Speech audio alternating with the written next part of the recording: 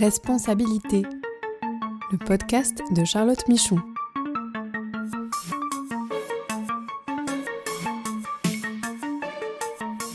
Droits humains pour comprendre les nouvelles obligations des entreprises. Bonjour à tous et bienvenue dans ce podcast consacré aux nouvelles responsabilités des entreprises en matière de droits humains. Je suis Charlotte Michon, je suis avocate et j'accompagne les entreprises dans la compréhension et la formalisation de leurs démarches et dans la conformité à leurs devoirs de vigilance. Nous allons parler de liberté d'association et de dialogue social. Alors pour aborder ce sujet sur la liberté d'association et le dialogue social en lien évidemment avec le devoir de vigilance et les droits humains dont nous parlons beaucoup dans ce podcast, j'ai le plaisir d'accueillir Marie-Noëlle Lopez. Bonjour Marie-Noëlle. Bonjour Charlotte. Merci beaucoup d'être là avec moi. Donc, tu es cofondatrice de New Bridges, qui est un cabinet spécialisé en relations sociales internationales. Alors, est-ce que déjà peut-être, on va diviser le podcast en deux parties, un premier sur la liberté d'association en tant que droit humain et un deuxième sur le dialogue social qui est finalement un outil aussi de dialogue avec les parties prenantes sur le devoir de vigilance. Alors, concernant la liberté d'association, est-ce que tu peux nous présenter un peu le cadre, la définition et l'importance de ce droit en lui-même en tant que droit fondamental au travail ? Oui, merci Charlotte. D'abord, peut-être commencer par rappeler les instruments internationaux qui consacrent et qui portent cette liberté fondamentale. Alors, bien évidemment, il y a la Déclaration universelle des droits de l'homme et les pactes qui sont associés, bien sûr le pacte sur les droits économiques, sociaux et culturels, parce que c'est un droit qui prend naissance dans la relation de travail, par définition, mais aussi parce qu'on a peut-être un peu tendance à l'oublier, mais c'est aussi un droit politique qu'on retrouve dans les droits civils et politiques, enfin le pacte sur les droits civils et politiques. Pourquoi ? Parce que, cette liberté d'association, un peu comme d'autres libertés, comme d'autres droits voisins ou des libertés sœurs, elles sont un peu constitutives, comme le droit de réunion, manifestation, expression, elles sont constitutives, ou nécessaires en tout cas à l'émergence d'une société civile, d'organisation de la société civile, et que dans les environnements dans lesquels les gouvernements, les pouvoirs publics sont moins soucieux, moins désireux, moins ouverts à l'émergence d'une société civile indépendante, et cette liberté d'association, elle est menacée au même titre que ces autres libertés. Donc je le mentionne à dessein parce qu'il y a des environnements de ce type qui sont effectivement plutôt des environnements à risque, en tout cas problématiques lorsqu'il s'agit de la liberté d'association de façon systémique. Ensuite, cette liberté, elle est portée par les instruments internationaux que je viens d'évoquer, puis elle est ensuite davantage détaillée, en tout cas les attentes, explicitées dans 2 conventions internationales, qui sont des conventions fondamentales, qui revêtent une importance particulière au regard justement des droits sociaux fondamentaux, que sont la liberté 87 sur la liberté syndicale et la protection du droit syndical, et la convention 98 sur le droit d'organisation et de négociation collective. De l'Organisation internationale de l'Organisation internationale du travail, pardon, oui, bien sûr. Et donc c'est intéressant, en tout cas, il faut toujours un peu mentionner la partie qui relève du droit de la négociation collective, parce qu'elle est souvent traitée un peu en mode mineur, en fait, lorsqu'on parle de la liberté d'association, alors qu'en réalité, elle est tout aussi importante en termes justement d'exercice des droits en général. La négociation collective, en tout cas, la fonction première de l'implantation d'un syndicat dans une entreprise, c'est d'entamer une négociation pour négocier un accord collectif qui, dans un certain nombre d'environnements, où les protections sont faibles, les législations ne sont pas forcément très protectrices, les garanties ne sont pas vraiment au niveau, c'est vraiment le meilleur moyen, en tout cas un instrument pour assurer salaire décent, conditions de travail décentes. Donc la dimension de négociation collective a aussi son importance lorsqu'on parle de cette liberté d'association. Et on peut avoir de la négociation collective sans syndicat, ou il faut des représentants des travailleurs, ou on pourrait envisager une négociation très collective pour le coup avec les travailleurs directement. Alors la raison pour laquelle c'est lié à la liberté d'association, c'est parce que pour avoir une négociation digne de ce nom, au sens vraiment qui représente et porte l'intérêt des travailleurs, il faut des organisations indépendantes. Et c'est vrai que, alors après c'est lecture du mouvement syndical en général, mais ça a tout son sens aussi en réalité, une organisation syndicale indépendante, en tout cas a plus de chances d'être indépendante qu'une représentation du personnel élue, on va dire, ou directement émanation de l'entreprise, dont on soupçonne un peu souvent qu'elle est peut-être un peu plus soumise aux intérêts de l'entreprise, en tout cas un peu moins indépendante dans sa liberté de manifester, de porter des revendications. Donc c'est associé parce que derrière la liberté syndicale, il y a quand même des organisations indépendantes qui viennent assurer un intérêt propre, de l'intérêt. Mais c'est c'est pour permettre cette négociation collective qui est en tant que telle un droit Voilà, c'est ça. C'est que ça vient au soutien d'autres choses, de la capacité aussi à mettre en avant des sujets, des griefs des salariés, à les porter collectivement, un sujet, mais aussi bien sûr de négocier des accords collectifs qui sont encore une fois ces instruments qui viennent améliorer les conditions de travail. Et donc la liberté d'association, elle est souvent présentée par les organisations syndicales comme le droit fondamental parce que c'est la condition nécessaire finalement à l'exercice de tous les autres droits. Et honnêtement, c'est pas vu comme ça dans les entreprises aujourd'hui, en tout cas dans les cartes des risques. Est-ce que tu peux donc développer un peu l'importance de ce droit fondamental en tant que tel ? Donc c'est précisément parce que ça permet l'organisation des salariés, donc la capacité de se regrouper pour mettre en avant des sujets d'intérêt commun, enfin des revendications communes et les porter collectivement, que c'est un droit fondamental qui constitue, je dirais qu'il y a une condition, porte une contribution dans la réalisation des autres droits. Et encore une fois, ça se comprend quand collectivement on peut porter des revendications, on sort de la situation de fragilité ou de vulnérabilité qu'on peut avoir à titre individuel et les difficultés qu'on peut avoir à se faire entendre sur les sujets qu'on a à faire remonter sur des conditions de travail non satisfaisantes ou encore une fois négocier ces accords qui vont permettre l'amélioration du droit. Donc c'est pour ça que dans la perspective OIT, c'est une liberté mère. C'est pour ça qu'on la considère comme une liberté mère. Oui, finalement c'est une condition d'effectivité de la réalisation de tous les autres droits. En tout cas, c'est une contribution forte, c'est une contribution très forte à l'exercice et au respect des autres droits. Et alors, qu'est-ce que ces droits impliquent en pratique dans les entreprises ? Qu'est-ce qu'elles doivent mettre en place ? Donc la convention, les conventions de l'Organisation internationale du travail que j'ai mentionnées, en gros, il y a deux composantes. Une première collective qui est le droit de tout à chacun de créer ce qu'on appellera une organisation professionnelle en France, donc représentant les salariés ou représentant les employeurs. Il y a aussi des enjeux de liberté d'association dans le monde patronal, dans certains environnements. D'accord. Ça touche moins. Non, mais voilà. Alors on a la focale, bien sûr, parce que ça touche moins directement le plan de vigilance ou les entreprises dans leur action, mais dans de nombreux environnements, la liberté d'association se pose dans les mêmes termes qu'on parle de la représentation salariée ou la représentation employeur. Mais bon, donc le droit tout à chacun de créer une organisation syndicale, disons, sans ingérence des pouvoirs publics, donc en indépendance des pouvoirs publics et des employeurs. Donc ingérence, c'est l'ingérence dans l'agenda politique, dans les actions qui sont menées, dans les leaders, etc. Donc ça, c'est le premier volet collectif. Après, il y a le volet plus individuel, qui est celui qu'on regarde beaucoup plus peut-être dans les entreprises, qui est la liberté de chaque travailleur, chaque travailleuse de choisir, de se déterminer librement, d'adhérer à un syndicat ou de ne pas adhérer. Un syndicat de son choix. Et là, il faut quand même bien sous-peser les différentes sous-parties. Adhérer librement, ça veut dire sans être exposé à de la pression, de l'intimidation, de l'influence, et après des risques effectivement de représailles ou de discrimination. Donc de pouvoir se déterminer librement sans subir de pression, notamment du management.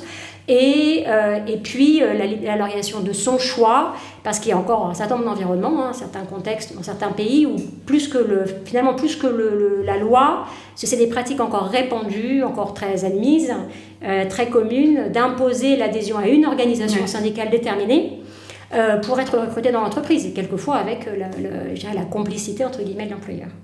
D'accord. Et alors, donc c'est un droit humain fondamental, on l'a dit, donc ça doit être pris en compte évidemment dans les cartes des risques et dans le cadre du devoir de vigilance des entreprises. C'est d'ailleurs cité dans l'annexe de la future directive européenne sur le devoir de vigilance. Alors, de ce que tu vois des pratiques des entreprises, quelle est cette appréhension ?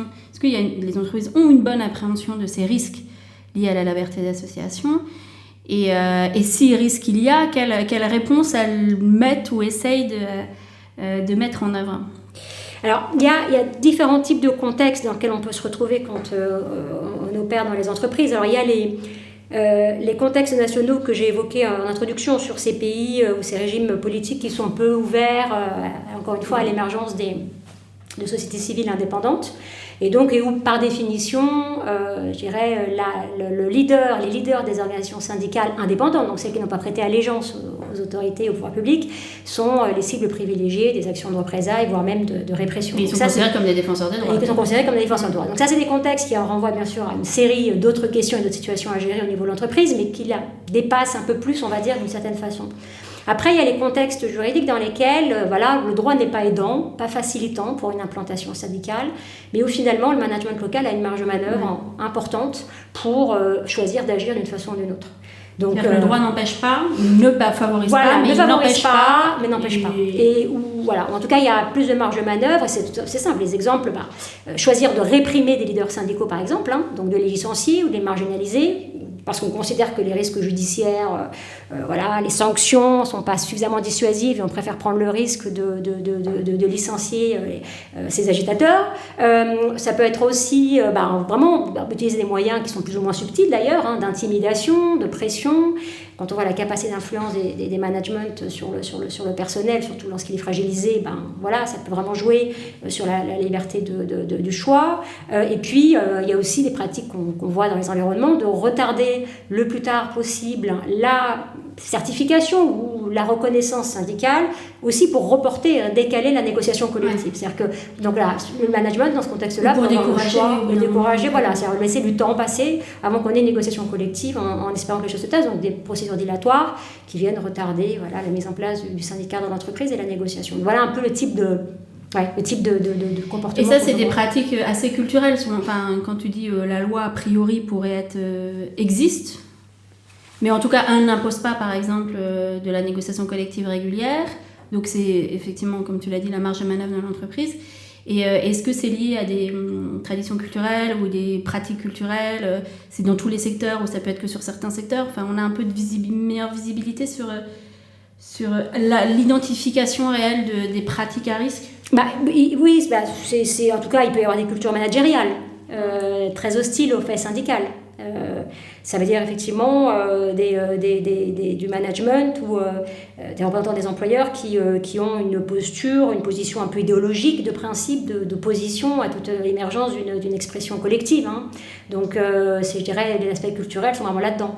Après, c'est ce qu'on voit par exemple aux États-Unis, parce que pour la petite histoire, exactement. Aux États-Unis, ça ressort en orange en général dans les indices un peu relatifs aux droits des travailleurs, notamment sur la liberté syndicale. Enfin, on voit d'ailleurs, il y a pas mal d'articles de journaux, c'était sur Amazon, je crois, où ils arrivent à se constituer en syndicat. Enfin, c'est des batailles. La loi est pas favorable, mais n'est pas contre non plus. Donc, c'est typiquement dans ce genre de contexte-là où...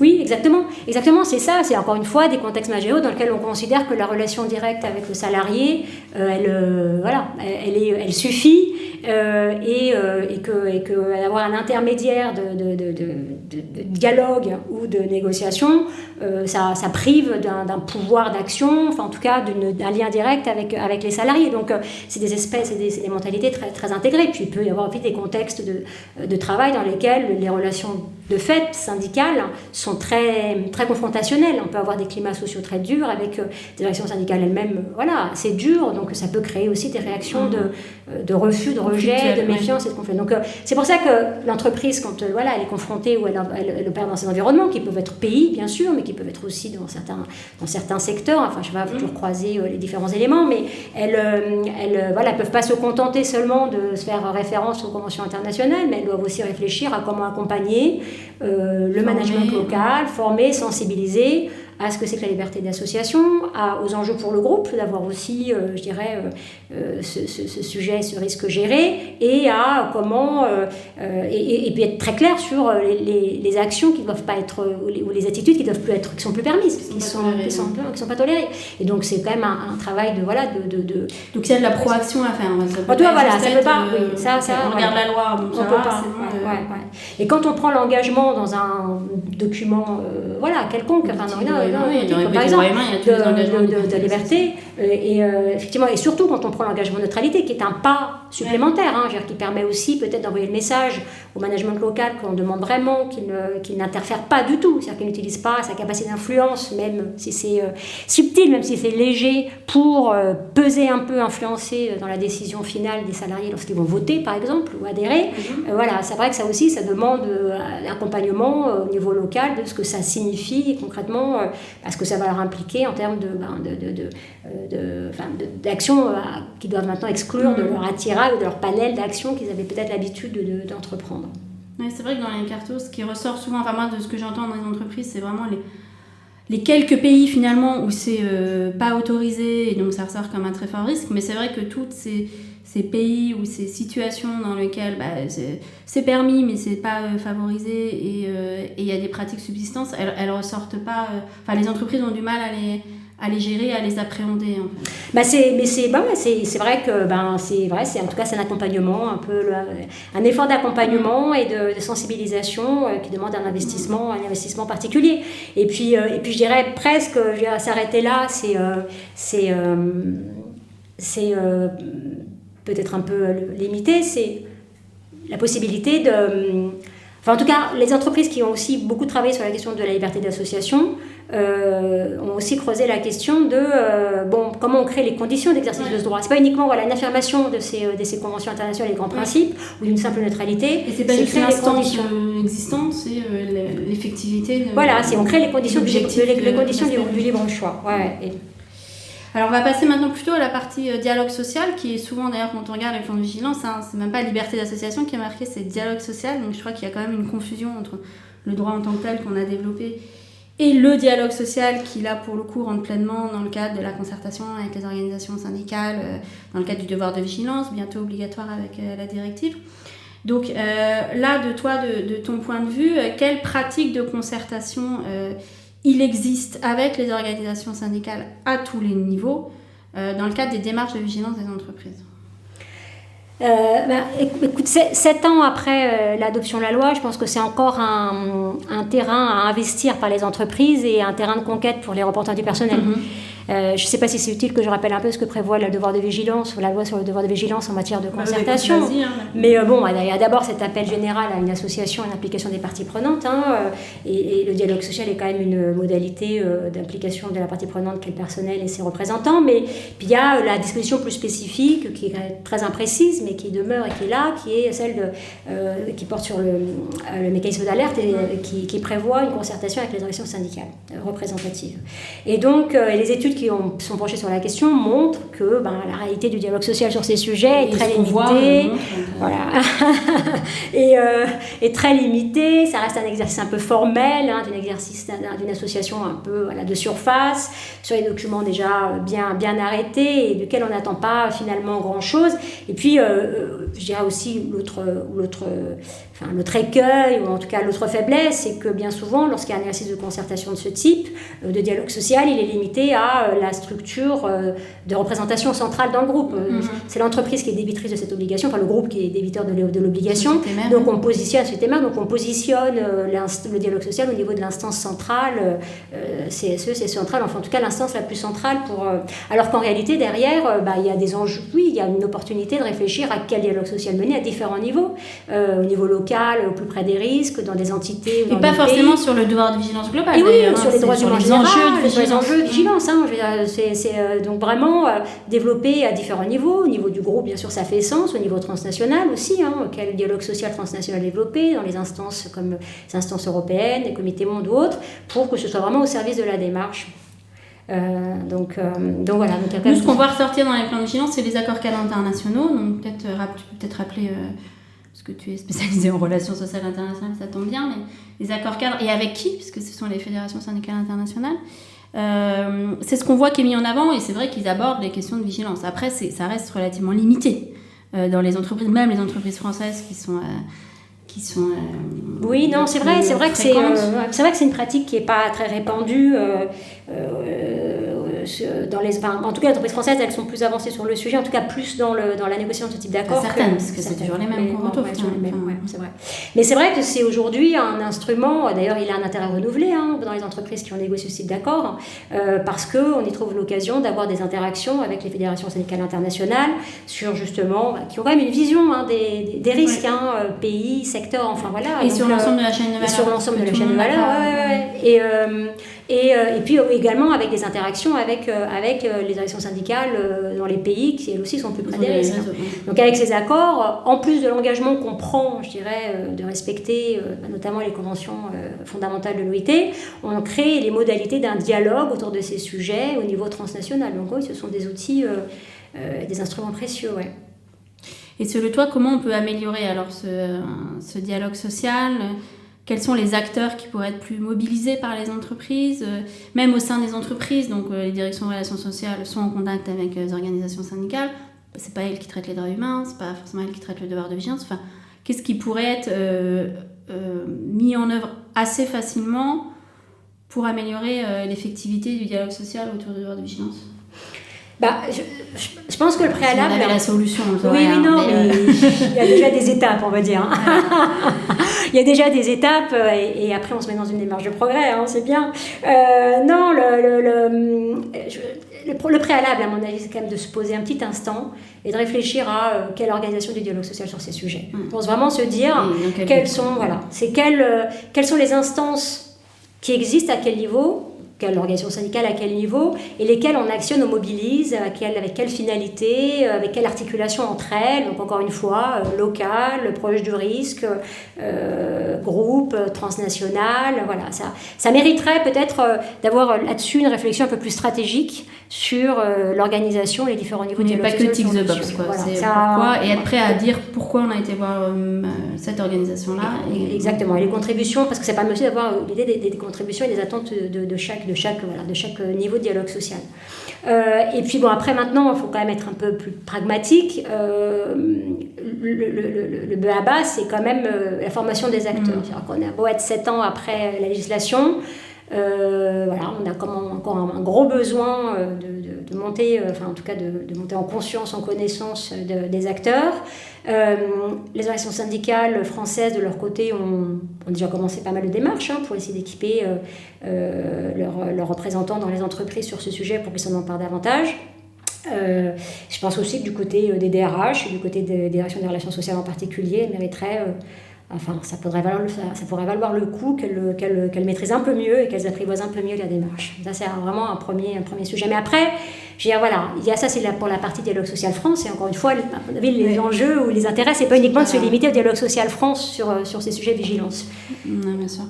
Et alors à ce propos, d'ailleurs, je renvoie vers des podcasts qu'on a fait avec FO, donc Pauline qui était venue présenter leur guide, parce qu'ils ont fait un guide, et avec Anne-Catherine Kudenek de la CFE-CGC qui organise une formation, qui nous a parlé d'une formation sur les droits humains pour leurs représentants. Et alors peut-être une petite dernière question d'ouverture, est-ce que tu penses qu'il y aurait... déjà, est-ce que c'est fait en pratique et quelle valeur ajoutée ça pourrait avoir d'une meilleure, peut-être, un meilleur dialogue entre les acteurs de la société civile, typiquement...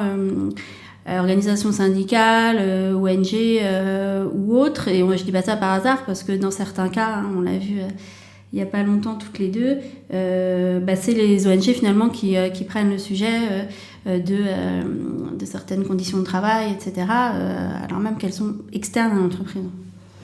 Les liens organisations syndicales et mouvement social, enfin en tout cas autres composants de la société civile, ça se creuse, parce qu'aujourd'hui on voit quand même des actions qui sont menées conjointement avec organisations syndicales, sur le terrain contentieux, mais il peut aussi y avoir des campagnes d'interpellation qui mêlent. Après la question c'est le dialogue avec tous ces acteurs autour de la table, où là oui, il y a encore, c'est un des sujets encore à investir, et qui d'ailleurs prendra peut-être plus facilement sa place et sa légitimité, ou sera peut-être plus facilement admis même s'il se crée en dehors de l'entreprise, ça veut dire dans des plateformes et au niveau local plutôt quand même. Et au niveau local, des plateformes qui ne mêlent pas qu'une entreprise mais qui mêlent plusieurs entreprises, dans des collections d'entreprises, dans des initiatives multiparties prenantes comme on dit, où là c'est un peu plus propice en tout cas au développement d'un dialogue où on mêle tous les différents acteurs sur les sujets des droits humains.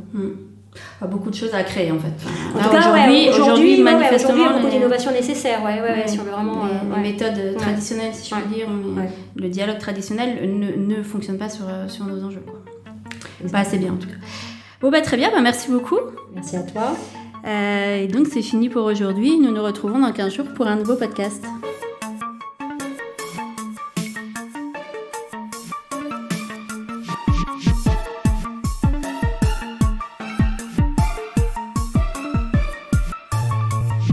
Ce podcast est proposé et présenté par Charlotte Michon.